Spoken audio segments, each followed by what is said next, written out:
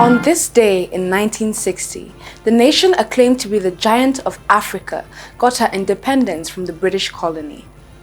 On this historic day, the British Union Jack was lowered and replaced by the nation's green-white-green flag. Many popped champagne with the freedom from the colonial masters, and with the independence, a new constitution, establishing a federal system with an elected prime minister and a ceremonial head of state was established.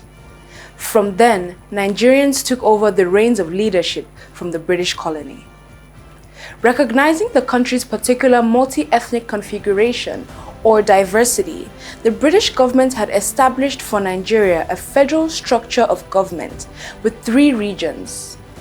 Each of the 3 regions had its own constitution and a good measure of autonomy, while there was a fairly weak federal government at the center. The 3 regions were the Eastern region, the Northern region, and the Western region. October 1st, 1960 till date has remained an emotional and memorable day for Nigerians. Critical observers will today, as usual, ponder and reflect on the journey so far. Like in previous anniversaries, Nigerians will reflect on issues concerning the economic, social, and political development of the country. Since Nigeria became independent in 1960, 14 individuals have served as head of state of Nigeria under different titles.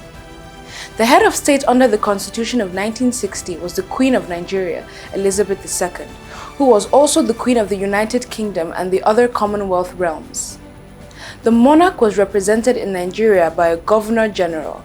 Nigeria became a republic within the Commonwealth under the Constitution of 1963, and the monarch and Governor-General were replaced by a ceremonial president. Nnamdi Azikiwe served as the only indigenous Governor-General of Nigeria. Olusegun Obasanjo served as the 5th and 12th head of state. Both served at non-consecutive periods in the office, first as military personnel and then later as civilians. Ernest Shonekan spent 83 days after taking office in 1993. This makes him shortest ruler in Nigeria's history. While the incumbent president Muhammadu Buhari is the nation's 15th head of state, he served as the 7th head of state during a military regime between 1983 and 1985. 5 heads of state were deposed in a military coup: Nnamdi Azikiwe, Yakubu Gowon, Shehu Shagari, Muhammadu Buhari, and Ernest Shonekan. 4 heads of state died in office. 2 were assassinated during a military coup, while 2 died of natural causes. 3 heads of state resigned. Olusegun Obasanjo and Abdulsalami Abubakar resigned after transition to democracy in 1979 and 1999 respectively, while Ibrahim Babangida was forced to resign after he annulled the 12th June 1993 presidential election. After 62 years of independence, the country is still facing high unemployment rate, poverty, corruption, inequality, terrorism, and many more. No doubt Nigeria has recorded a series of achievements from 1960 till date. To commemorate 62 years of Nigeria's independence, here is a list of the major and famous milestones the country has achieved since its independence.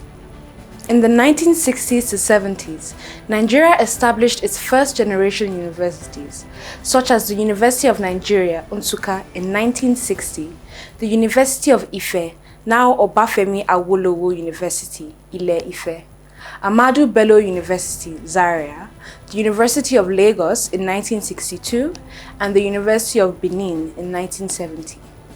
Also, Nigeria won the 1980 Africa Cup of Nations, beating Algeria 3-0 to claim their first ever African title.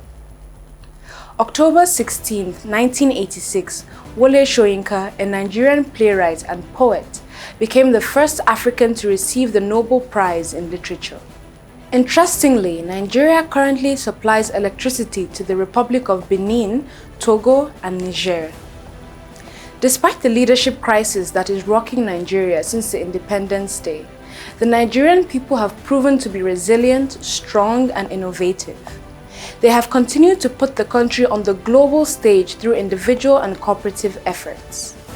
Thrilled to celebrate this day, Long live Nigeria!